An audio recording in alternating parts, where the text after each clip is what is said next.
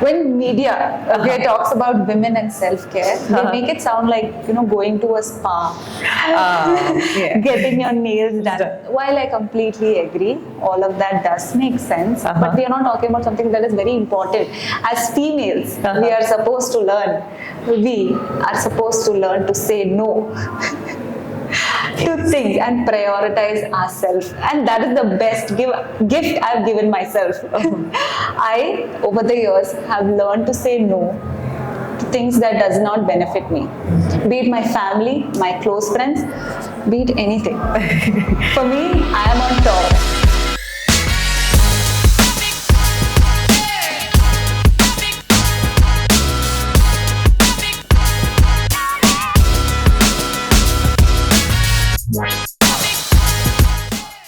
Hello everyone, welcome to a brand new episode of Kofluence Unplugged. This is episode 3 and joining me today is a powerlifter. Yes, you heard that right.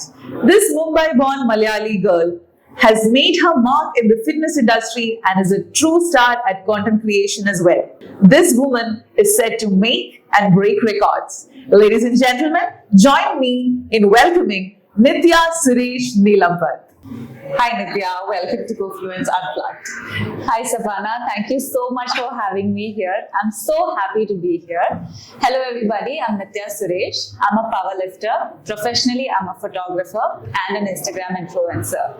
You would know me by the handle name, Nithya Neelampat on Instagram.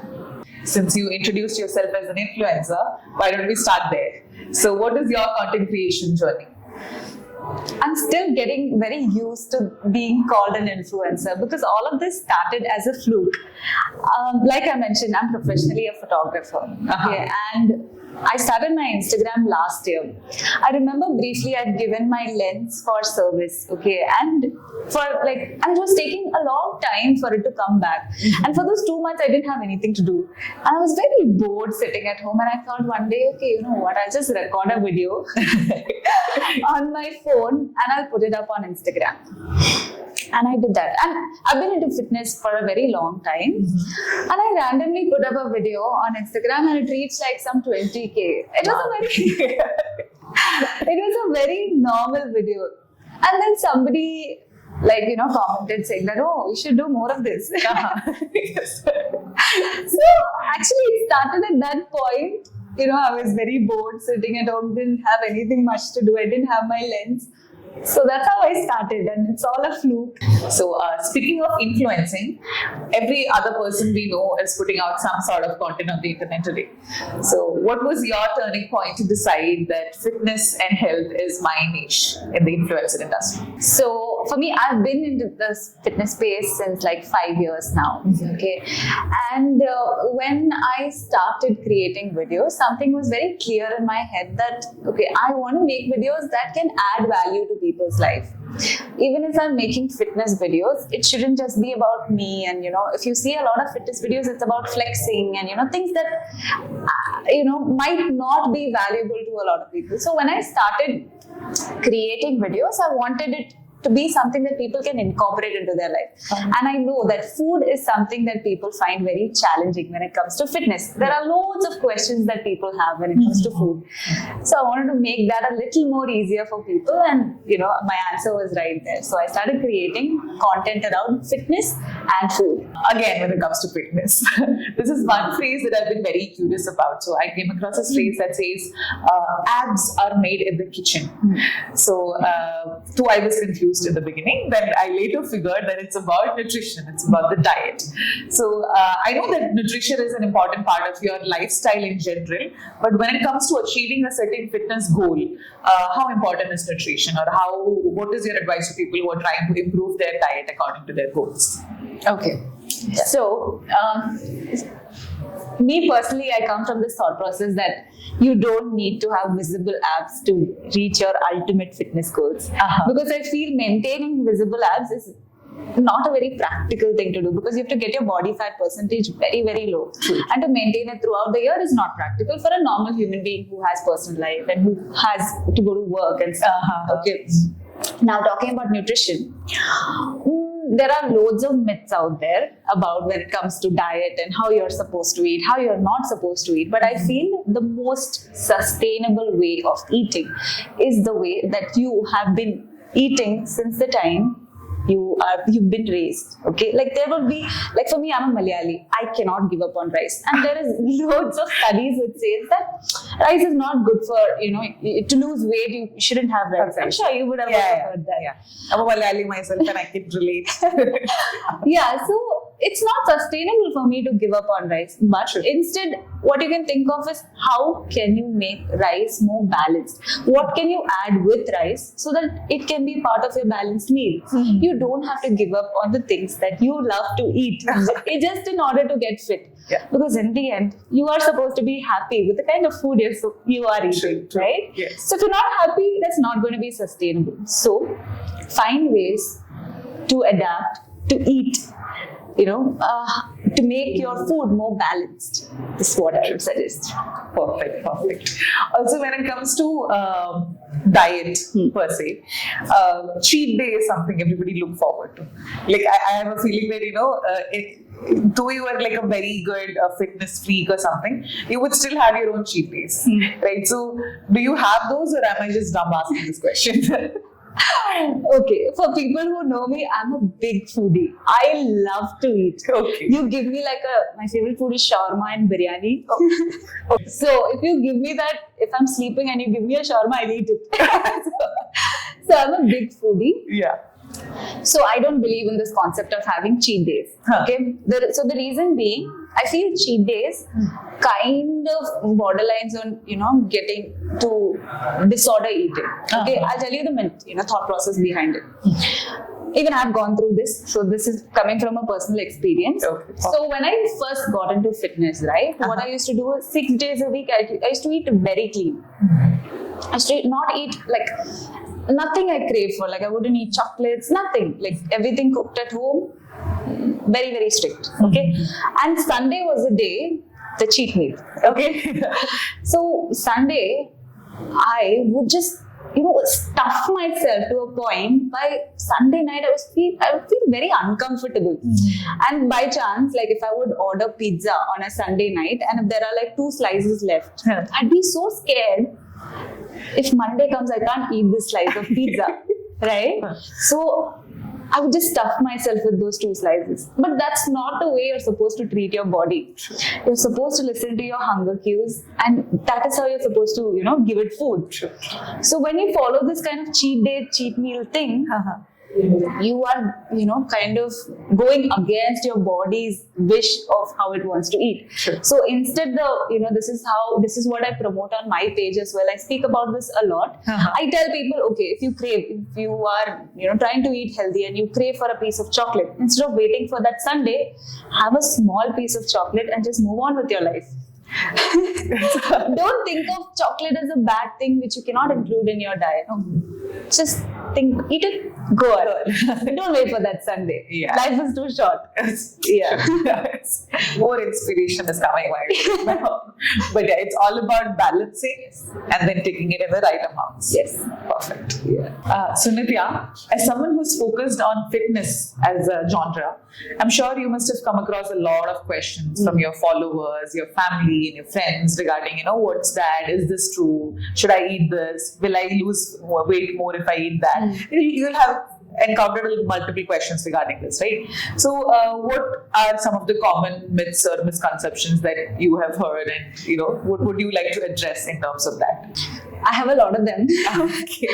People often think that, if you are embracing on a fitter lifestyle, it's a 6-month or a 1-year subscription that they're signing up to. Yeah. And they think that, okay, after they reach their goal, it's fine. Yeah. But they fail to realize that this is a lifestyle that they are supposed to follow till the day they die. And that's what I think. Okay. And for me to follow this lifestyle, it has to be firstly accessible to me, it has to be affordable to me, and it has to be preferred by me, especially talking about food. Now, talking about accessibility, there are certain things where I live in, it's not available. Or maybe I don't want to spend on something expensive. Like, I'm sure you would have heard that avocado is like the superfood. But there are fancy healthy food. but there are better sources of fat. Avocado is a good fat, but there are better sources of fat that are cheaper, which you can resort to. Got it. And preference also. I'm a Malayali. I cannot give up on my coconut oil. So, but then on the same hand, I know how much of that coconut oil to use. You get? So that knowledge of how much of that is permissible is what people need. Instead of giving up on certain foods entirely to lead a healthy lifestyle, which is not at all sustainable, think of that balance.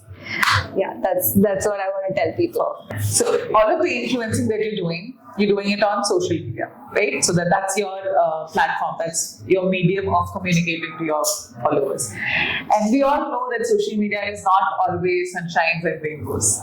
It comes with a fair share of its negative comments and hate and people just judging you because they're all just random people just behind this mobile screen.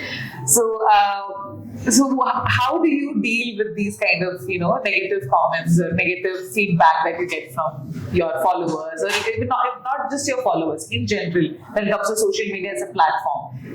How do you deal with the negativity around it? Okay.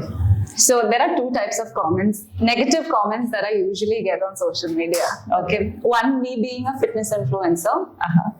Everybody has a preconceived notion of how a fitness influencer's body should be.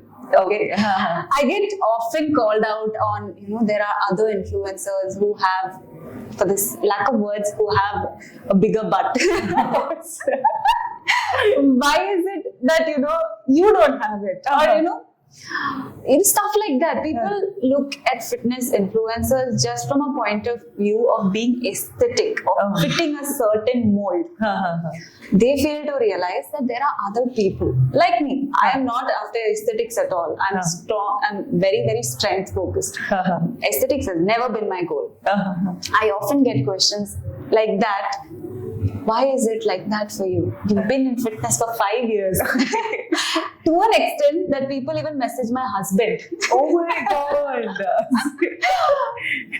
What do you see in her? Stuff like that. But then, we've come to an understanding that we just see those messages and just feel bad for that person. Yeah. And just we laugh about it and we move on. And second kind of negative comment which I often get, I think it's because I'm a woman. I get a lot of messages or comments from men, especially whenever I put up my workout videos. They try to correct. Whereas it's none of their business. Yeah. I'm paying. I have a trainer, to whom I'm paying. It's his job to correct me. And I kind of know what I'm doing.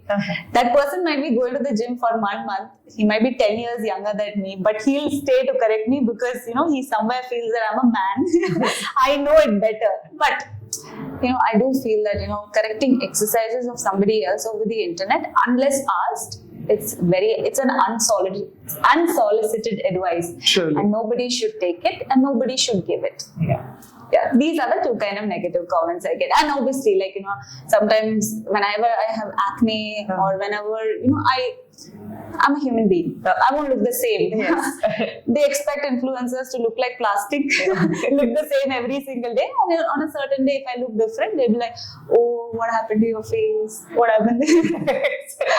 Yeah, so such kind of, negativity is what I face. So you just deal with it by feeling bad for the person who's actually giving it. Yeah. And I think that's like the pro way of dealing with it. So, yes, and I just move on with my life. So Nithya, I introduced you to the podcast as a powerlifter.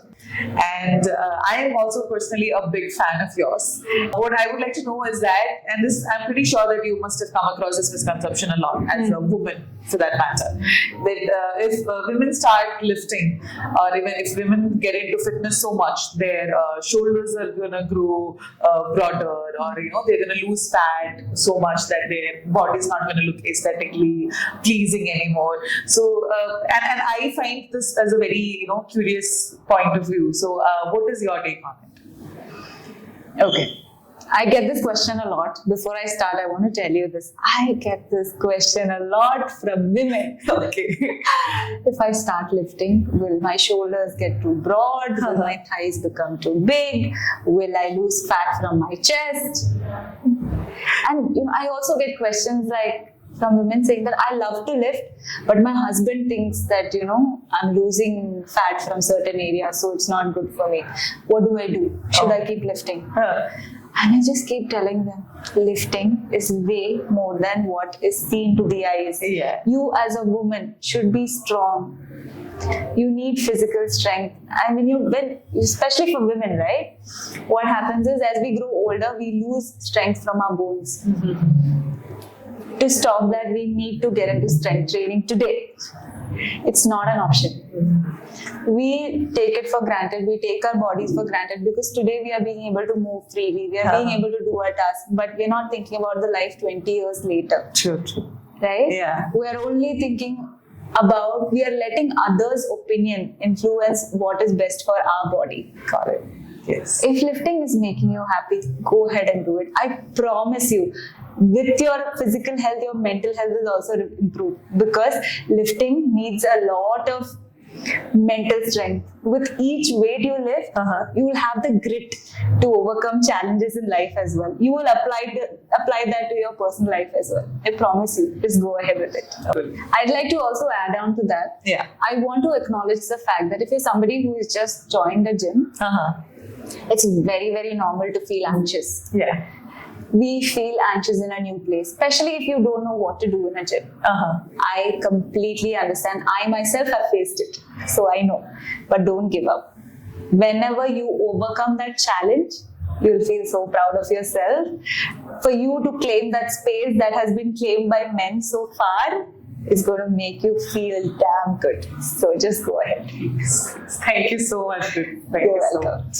Nithya, you're in the content creation industry, and this, like every other content creator, I'm sure you must also have come across a content block or a creative block in your journey, and everybody has their own way of dealing with it. So, what's your way of dealing with it? Okay. So to answer this question, I need to tell you how I plan my content. Okay. Yeah. I don't plan my content. So for me, whenever I put up recipes, okay, it's not that, okay, today I have to shoot this, so I will make this. It's like, I'm making this, so I will shoot this. So that's how it goes. And I don't I know because Instagram can get to people's heads, and I'm also studying. This is not like my main thing. Sure. Yeah. So I don't push myself to keep creating content. I let it come to me. If I feel inspired, if I'm making something interesting that I feel can add value to my audience, then I shoot and I upload it. Got it. So that way, I that creative block hasn't yet gotten to me. But sometimes I do feel like, okay, now 2 days I don't want to post. So I'm like, okay, it's not post because my life is still happening on the other side. Got it. Instagram is one part of it, which I like.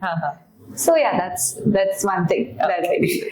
So Nithya, I'm sure you do a lot of branded content also on your profile, right? Because at the end of the day, you should be recommending something to your followers as well. And then it's also a source of, as an influencer, as a content creator who's putting a lot of effort and time into doing this for your followers, it's also a source of revenue.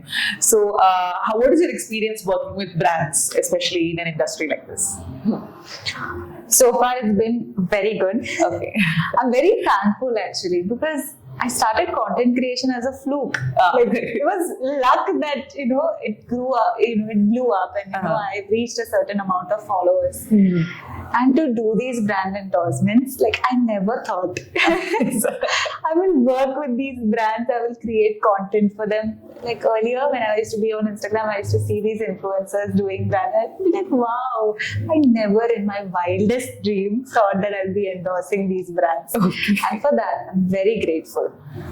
As my responsibility to my followers, I try, while working with brands, there is obviously, the brand's motive, right? They want the product to be called out. They want certain features to be called out. I try to keep it as transparent as possible. I try to mention that it's a paid partnership. It's an ad. And this is a messaging that I tell my followers very frequently. You be aware. Don't get sold by anybody. Even, for the matter of fact, even by me. You do your research, understand if that product is fit for you, and then go ahead and buy it. True. So that is one thing that I feel good about. So when you work with brands, I'm sure there is always a need for a middleman there, right? Because there are a lot of influencers out there, and there are a lot of brands out there. Some are relevant to your niche, or some are some really connect with you. It's relevant to your kind of influencing. So what do you feel about, or what is your experience working with platforms that act as a middleman between brands and influencers? So I have had, when you ask me this question, Kofluence is what comes to my mind. Okay. Because I've worked with Kofluence on a lot of campaigns. Okay. And the process has been very smooth. Whenever I work directly with a brand, there's a lot of to and fro in terms of the content, right? They want certain changes. But then Kofluence acts as the middleman, ensures that those changes are communicated to me as soon as possible, gets the content live, and they're also in the briefing call, sometimes what the brand wants you to do and what you understand is very different. Right? But I've always noticed that, Kofluence kind of simplifies it and gives it to me. Got it. And obviously, after everything goes live, even the payment is very transparent. As soon as you receive it, there's no too much follow-up, and I get paid as well. So I'm very happy with that. So I expect all my experiences working with brands to be this seamless. Okay, perfect. Would you recommend Kofluence to your other fellow influencers? Definitely. Okay, thank you. That has been a wonderful session, Nithya. I'll tell you what my takeaways are from this. First thing is to learn to prioritize myself and my health over anything. Yes, I'm going to start doing that. The second thing is to learn to say no to things that don't benefit me. Again, going to start doing that. And the third thing, obviously, is to not let anybody's opinion on my body and my fitness journey demotivate me or stop me from doing things that I like to do. So obviously, I'm going to keep this in mind and try to, incorporate this into my lifestyle as well. And I had a great time talking to you. I'm sure our audience as well must have enjoyed this very insightful session. So would you like to say something to our audience? Yeah. Thank you so much, Safana, for having me here. I loved speaking about my perspective about fitness, about other things. I truly enjoyed this time. Again, thank you so much for having me here. To you guys, I just want to tell you, think of getting fit as a privilege. It's something that you're doing for your body. You are respecting it. I'll tell you a normal narrative change that can actually help you improve your approach toward fitness. If at all you're eating something, instead of thinking, oh my God, why did I just overeat? I'll have to punish myself with 2 extra burpees tomorrow in the gym. Think about how that food can fuel your workout tomorrow. That change of narrative is actually going to help you build a more healthier relationship with your body and with food as well. So that's all. Try and be more responsible to your health, because if you don't take care of your body, nobody else will. That's all. I am so thankful to you for coming down here to talk to us, taking time out of your, I'm sure even if you are a very humble person, I'm sure you must have, postponed your plans for today, and then you sat with us, you had a nice fun chat session with us. So thank you so much for that. And now we're coming to an end of episode 3 of Kofluence Unplugged. We've had Nithya Suresh Nilampat with us, the powerlifter. She is truly inspiring. So don't forget to follow her. And if you like this episode, don't forget to like, share, and subscribe to our channel. For more such interesting podcasts, stay tuned. Until then, stay happy, stay kind, and keep Kofluencing.